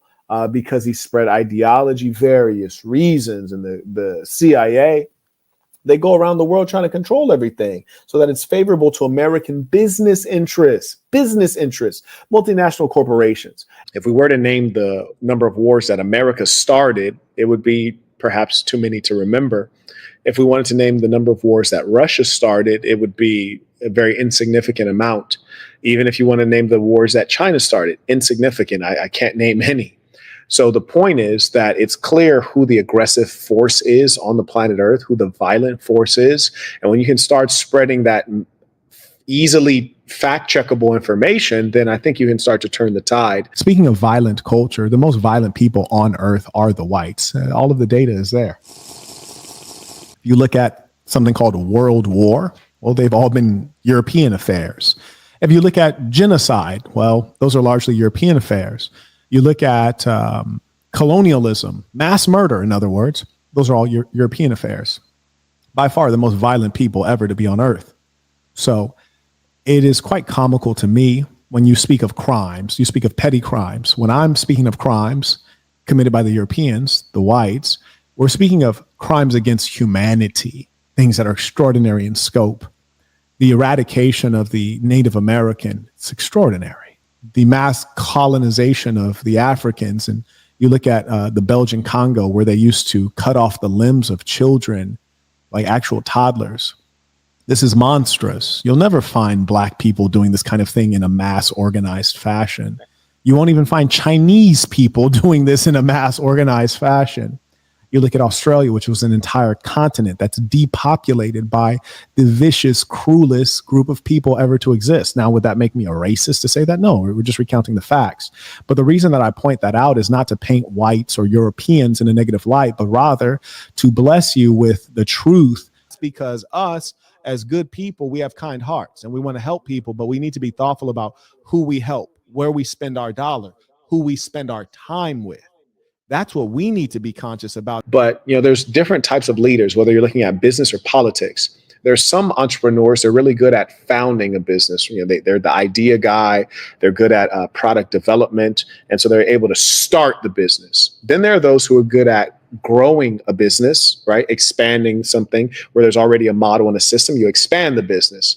Then there are those that are great at managing a business. Maybe you have a developed corporation. It just needs a great manager, someone to manage what is already there to stabilize things. Those are generally three different personalities. The same thing is true in politics. Some persons are great revolutionaries. They're revolutionary thinkers. They're revolutionary fighters. Like perhaps a Robert Mugabe in Zimbabwe, rest in peace, one of the greatest leaders ever to be on the African continent. He's a phenomenal revolutionary. Then there are those who are great at actually managing, and the same can be true of Fidel Castro. Then there are those that are great at managing a nation state. I think Muammar Gaddafi was excellent at managing a nation state. He did a phenomenal job. So that's actually managing the affairs of government, which is generally a different personality than the revolutionary personality. Then there are those that are great at expanding a nation's influence and power. That means you're looking at perhaps a Joseph Stalin personality or a Vladimir Lenin personality or, many others. But these are all different personality types generally. Where was your freedom at when you couldn't go outside? Where was your freedom at when they told you, hey, stick this needle in your arm? Oh, yeah, you need a booster. Matter of fact, you got to boost the booster. Let's keep boosting. Boost it, boost it, boost it. Where was your freedom then, little buddy? Come on now, you don't have freedom. Yeah, my grandmother could go catch an airplane just like it was a bus, a city bus. Go buy the ticket, hop right on. No search down like an animal or criminal. Now we got to get searched like animals. I try to book flights, like 6 hours in advance, and the airlines won't even book them anymore. Why? Too many regulations. And when is TSA going to figure out that a bottle of water is not deadly? When is TSA going to figure out that Chanel cologne is not going to body anybody? It's not poison. It's not dangerous. When are they going to figure that out? Huh? Been 10 years. They ain't figured it out. Yeah, buddy, you're not fighting for freedom, man. Stop it. You've been brainwashed, goofball. I mean, I've never been in TSA and looked around and said, wow, these are really serious people. They're serious about my security. Every time I look at TSA, I'm like, these are fat imbeciles who probably only have a high school degree, and their biggest concern is stealing my lotion and my bottled water. Their biggest concern is not my safety. Their biggest concern is stealing my lotion and my bottled water. I'm convinced that these folks work for like a water corporation or a cosmetic corporation, and they're just trying to get us to drive up purchases by having to rebuy perfectly good cosmetics and water that we have to throw away for no reason, because apparently our government is not sophisticated enough to figure out if a bottle of goddamn water is dangerous. Our government is not sophisticated enough to figure out if eye drops are going to kill people. TSA is mostly a waste. And also, you ever notice that when you're going through the security check, there's like 80 TSA employees, but maybe 18 of them are engaged in work while the others are texting or having, jolly conversation? You ever notice that? Yes, I'm pointing out to you that much of the world that you live in is an utter joke. If you haven't got the Book of Dark Truths, I highly recommend it, for you might understand the world that you live in better. It'll give you more peace of mind. Yes, and maybe you'll get a couple laughs too as you look at people exercising strategies that add up to nothing. Come on now, it's strange. Yeah, buddy. Yeah, buddy. Oh, man, it's a dirty job, but somebody's got to do it, telling the truth. That is one bit of my good fortune, is that my audience is intellectual. We talking about the stuff the others can't talk about. They don't have the brains and experience for it. I don't tell you because it's entertaining. I tell you the truth of how to live a happy, peaceful, prosperous life. When I tell you guys, do not engage in intoxicants, drugs, alcohol, that is because it will destroy you. It will not only destroy you directly by adversely affecting your health, it will put you in horrible situations that you do not want to be in. I remember in Baltimore when I was moving through a couple places, the OG told me, if you're not selling drugs or using drugs, you won't have any problems here. I repeat, if you're not selling drugs or using drugs, you won't have any problems here. That's an aphorism. If you're smart, it's an aphorism to you, which is to say that, if you're not selling prostitutes or using prostitutes, you won't have a problem here. If you're not selling drugs or using drugs, you won't have a problem here. If you're not engaging in crime, you won't have a problem here. If you're not engaging in vice or immorality, you won't have a problem here. And the sad thing is, you can have the best lawyer in the world, because we all know Bill Cosby got tremendous amounts of money. He had the best lawyer in the world, still went to jail for charges that had no evidence, and the charges are older than me. Those women claim those things happened before I was even born, before you guys were born. Shout out to the fact that your ass ain't got to do nothing on time. Wait till the evidence is gone, because our legal system is so corrupt. You can convict niggas with no evidence. Shout out to Bill Cosby. Free Bill Cosby. Free Kodak. Free Lil Boosie. Free all my niggas. But anyways. So you don't ever want to be in a situation like that. Now, check this out. In other situations that are not related to domestic violence, RAPE, SA, or things like that, you have to rely on evidence. Like, for example, the police tried to slap me with a crazy case. I gave a blood draw. You hear me? Yeah, I gave a blood draw. When they check my blood, they're going to find out this man has no alcohol, no drugs in his blood at all, ever. I'm off. Easy work. So you always want to make sure that you're keeping clean, because you're going to need to be clean. I promise you, man, we're in a wicked society with a wicked government. You're going to need to be clean out here. Keep your nose clean, man. Again, when we talk about the American standard, in most countries, you can't drink water out of the tap, even in developed countries. That used to be an American standard. Now in America, you can't drink water out of the tap. It's quite disappointing. And that's precisely why increasingly you have to build for yourself. The governments are less and less reliable. And you too stupid to question it. You too stupid to question it. Going along with this nonsense. Now, most of you watching, some of you might be lazy and you might be inconsistent. So don't take this advice because you ain't even figured out how to work hard yet. But once you figured out how to work hard, what you want to do is work hard on different activities and figure out which of these pursuits is going to make money for you. And then you go hyper focused, Super Saiyan mode on that one thing that is easy for you to make money at. Easy for you to make money. For example, if there was a public speaking contest and they're giving out $20,000 for the best public speaker, I say, oh, that's easy for me. I could walk up and, pretty much do that with minimal preparation. So what I'm telling you to do is to do what is easy for you, that you are skilled and competent at, that takes low levels of energy. And also, if you have multiple income streams, which I do, I hope you do, it's a beautiful thing. But every now and then I'll shut off one income stream. If it's not streaming fast enough, it's not streaming vigorously enough, I'll shut it off and focus my energy, effort, capital, and attention to my other streams. You see, it's much better to have one strong income stream or two strong income streams than five that are all right. Because what happens when you split your attention between different businesses and pursuits, you forget that it takes a lot to be in different industries. What I mean is, say, like, for example, when I was in tech, I had an intellectual property attorney, right? He can deal with, certain complex algorithms that we need to patent and all this stuff. But if I want to say, hey, I also have a fashion business, can you help me with that? No, he can't. So it would be much better for me and that relationship if I had like 3 different tech businesses, I could use the same lawyer. But if I have businesses in different industries, I might need different types of lawyers for different things. Like, for example, I was in another business that required significant levels of compliance. And so I needed a different kind of team to deal with that. So you often want to ask yourself, how can I be in one industry, maybe in different like slithers of the industry, to where, if one business tanks, they're not all going to tank at the same time. But you have to think strategically about how to do this stuff. Come on now. So you guys are often wanting to get into entrepreneurship, and I fully support that. In fact, I promote it. It's not for everyone, but for those of you who can actually get it done, you absolutely should. It is life-changing. Not only in terms of wealth, but also in terms of something much greater than wealth. Freedom. Yes, if you don't have time, you are not wealthy.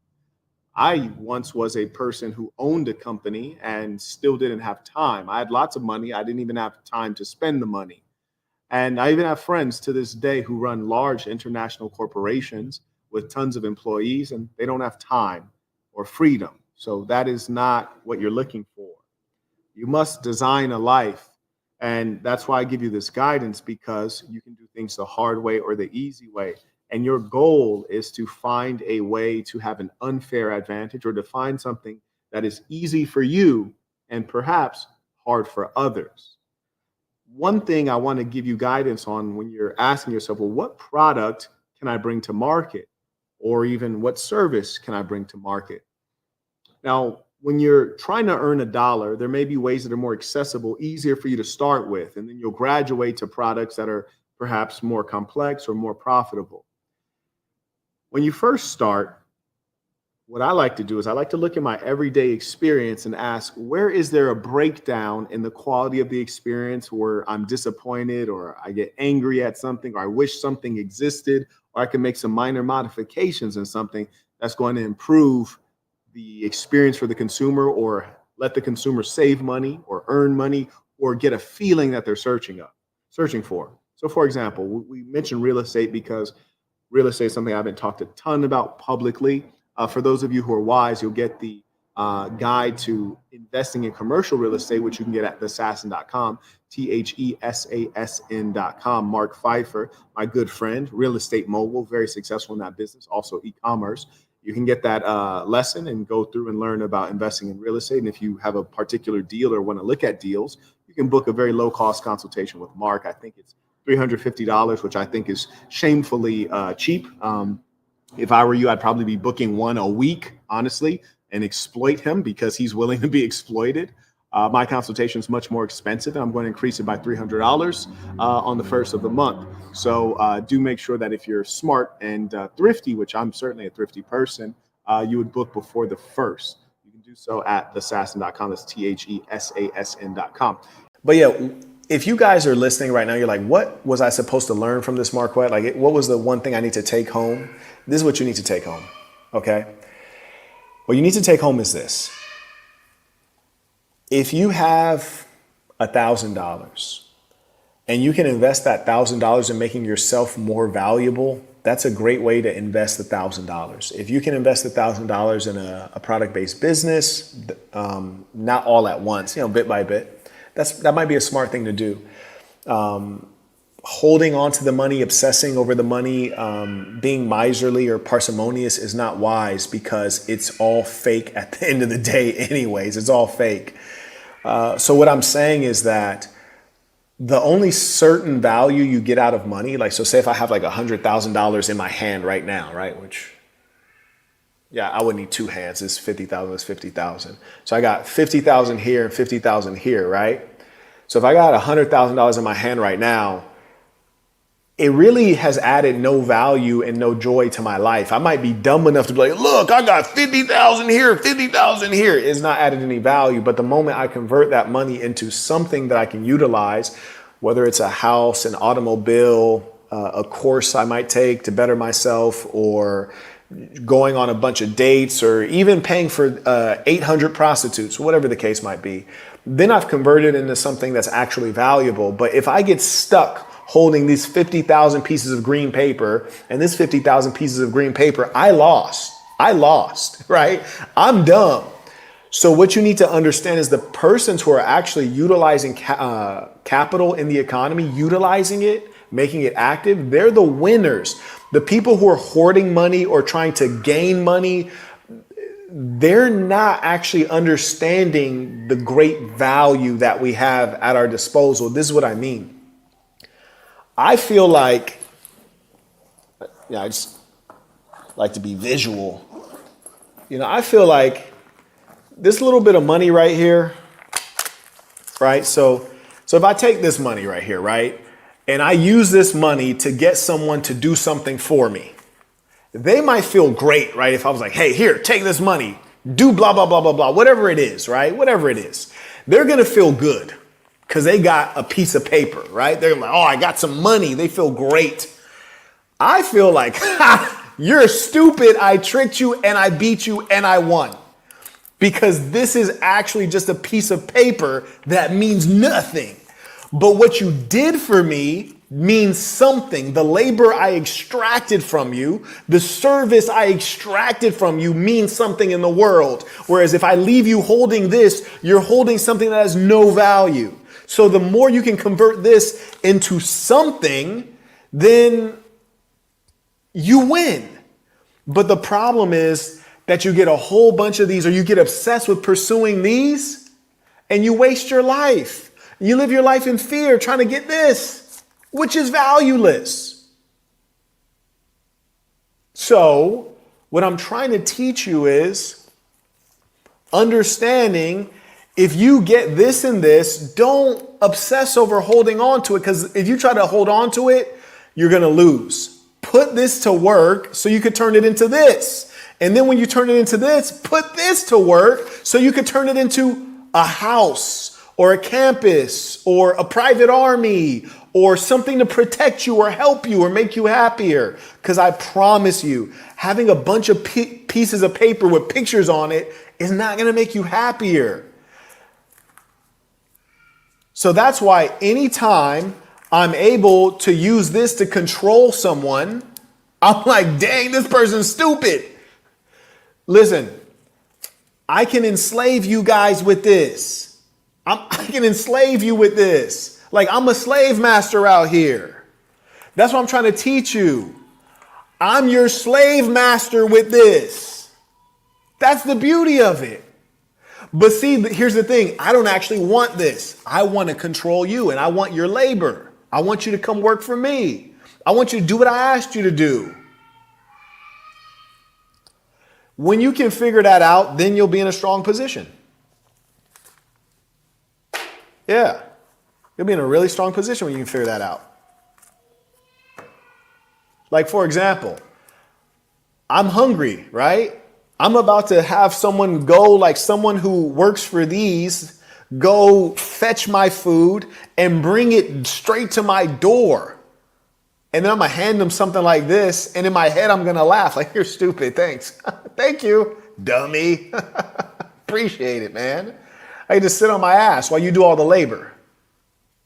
And you're going to keep on chasing and chasing and chasing this. Failing to understand it. You're playing in the game with no game plan. If you're chasing this, you're playing in the game without a game plan. But you're like a badass athlete. You know, you're like a shitty athlete that won't listen to the coach. You feel me? Like the coach is trying to tell you something, but you won't listen. You heard me? It's like, if I take out the time to make a course, I don't care if I'm sitting in my motherfucking drawers. Hell, I don't care if I'm butt ass naked teaching the course. Take the course, take the knowledge. Who cares that I'm butt ass naked in the course? Take the knowledge and then go do what I've done. Right? Like, keep your eyes on the actual prize. I know you've already lost when you're talking about earning money. You haven't even in your mind converted it to what you want, right? Like when I was a young person, I'd say something like, I want to make $1 million. Now I'm like, but why? But why though? You want 1 million pieces of paper? Now I think in terms of tangible things, like what can I do with that? How does that impact my quality of life? How can that protect me more, protect my family? Mind you, money is not going to protect you. You have to convert it to something that will protect you, like a firearm, a private army, security at your home, a bodyguard, things like this. So people get caught up in the rat race, which is what a capitalist like me, I want you in the rat race because I want to be your banker. I want you to borrow money from me. I want you to come work for me. I want you to be in debt. I want you to get up at 7 a.m. every day because you feel obligated. You feel me? Like I want you in debt, so you're obligated. The system, the credit system is genius because it forces you to wake up early and go to work and do a job you hate every single day. You think people hated slavery? For sure. And people hate their jobs just as much, minus the you ain't got to deal with them lashes, right? But I need you in debt so you feel obligated to participate. Like no one is going to go to a restaurant and fetch my dinner and bring it back to me without them greenbacks, right? Like they need that motivation to do that. Like if I asked them nicely, they wouldn't do it. So that's how much a capitalist appreciates this system, but it's all psychological. And let me just tell you real quick how deeply perverse the system is. Deeply perverse. Is even people who are multimillionaires many times over, we're talking about 40 million, hundreds of millions, they still don't feel abundance. That is a choice as well. I even see people in the chat sometimes and they say, oh, when I get my bag up, I'm going to support the work. I don't believe you. I think you're a liar. And that's not an insult. That's just an observation of fact. The reason that I know you to be a liar is because there are people who send a Venmo every session and they literally send it for $1 US every time. When I read Venmos, I never say the amount. If it's a baller alert, I'll say a baller alert, which indicates $50 or more, but I never say the amount. There's most people who send it in. They might be sending it in for a lower amount. There are other people who always send high amounts. Definitely they're there. Some people, they just send $1. And so what that lets me know is the person who's saying, once I get my bag up, then I'm going to support. No, you're never going to support. You're lying to yourself and you're lying to me, but I know you're lying. You might not know you're lying to yourself. You really have to understand this. And there was a great speaker whom I used to listen to quite a bit. And he said, if you can manage your behaviors when the amounts are small, which is to say when your income is small or when your business is small, if you can manage the numbers very well, then you will be able to manage the numbers effectively when the amounts are large, which is to say, if you only got to say your whole fortune is $50 US and you're managing it effectively and you're allocating to each thing in your life that needs to be allocated to yourself, to your family, to your expenses, your bills, your business, to your charity, to orphans. You know, maybe you can only give 50 cents to an orphan. Maybe you can only give $2 to your family, but you've made an allocation. So then when you're a multimillionaire, you're still willing to give that percentage, but it'll be a much larger amount. What happens is when people say like, oh, well, when I get my money together, then I'm going to support, that lets me know you're a stingy person, which is fine. When you do get your money together, then you're going to find a new reason not to support. So understand the amount of money you have doesn't matter. It's not about, I hope you guys understand some things you might never understand until you get there. Like I remember I used to have this super gorgeous a couple, actually, gorgeous girlfriend in high school, but there was one in particular. And the homie had asked me, he was like, bro, like, how do you have that girl and you still dealing with these other girls? I tried to explain to him, but he could never understand because he was obsessed with that girl because she was so gorgeous, but he had never had a gorgeous girlfriend. You heard me? He says, like, once you get one, then you can understand that even a gorgeous woman will get boring if the only thing about her that's meaningful is her beauty. You can explain it, but he just never going to understand it till he has one, and he never got one. Anyways, carrying on. Time is precious. We're in a race. We have to move quickly. You do not want to persist in the same thing too long. If you ask me, Marquette, with what you know now, and you could go back in time, what would you tell your younger self when you were 25? I'll say, Marquette, you are building a tech company. Fantastic. You put in a lot of work. I want to make a prophecy. This is going to work. This is going to make you millions of dollars. This is going to make you successful and well known. It's going to let you travel around the world. It's going to let you live in different countries. And despite that, I want you to quit right now immediately. I want you to quit right now immediately. And the reason I want you to quit right now immediately, because it's not worth the effort. It's too much work. There are simpler technologies that can make you money faster. And I want you to quit this today like it's a burning building. Leave it and try a different technology.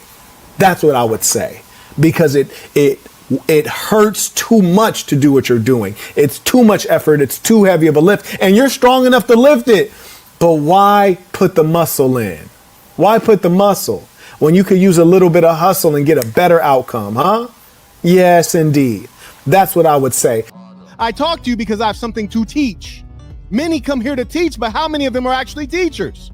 My actual training, I was professionally trained as a teacher, and I've taught at the elementary level, the middle school level, the high school level, and the university level, and the graduate school level in a paid capacity. It's different. Come on now. They're here to make $1. I'm here to make a difference. Understand.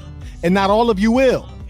I speak to the leadership class. I don't speak to the dimwits. They'll never get it. We must take the liberty of sitting at the front of the classroom. Above all, the plan is for financial freedom, true ownership. So I invite you to work with me in executing this plan so that the dream is not just a dream. Everything's going to work out. Don't stress. Don't feel like you're struggling. And number 2, to enjoy the whole way through. You know, enjoy every moment of it. You know, you won't always have your hair. You won't always have your good looks. You won't always have your strength. You won't always have certain friends. They'll be deceased. So every moment, enjoy it in the present and live it like it's the last one. And I just want to encourage you guys to seek greater meaning. There's so many of these clowns on the internet that are talking about, I want to be a millionaire. I'll teach you how to be a millionaire. Or I'm going to be a billionaire. It's like, getting money is fantastic. I highly recommend it, but that's not the measure of a man or of anything. So sometimes you go brain dead watching life, forgetting to live life. What I mean is that you should be asking yourself, am I watching life right now, or am I living life? And every time you should be trying to live life. Ladies and saints, let us end this with our tradition. The creed of the assassin. Repeat that. Oh, and just before we get into that, let me say, follow that 3-sentence Bible. That 3-sentence Bible will keep you safe and prosperous, okay? That 3-sentence Bible is not there for no reason. Be yourself, be good to yourself, be good to good people. You follow that, you will not have any problems. It will wipe away all challenges. Be yourself, be good to yourself, be good to good people. And if you need me to interpret that, let me know. But we tried to keep it simple for you. Now, let us end with our tradition. The Creed of the assassin. Repeat after me with full conviction, knowing this is true of you. The creed of the assassin. I am going to be who I truly am. because I am remarkable. And I'm going to strive every moment To show the greatest part. Show the greatest part. to show the greatest part of who I am. It has truly been a pleasure. It has truly been a pleasure today. Until next time.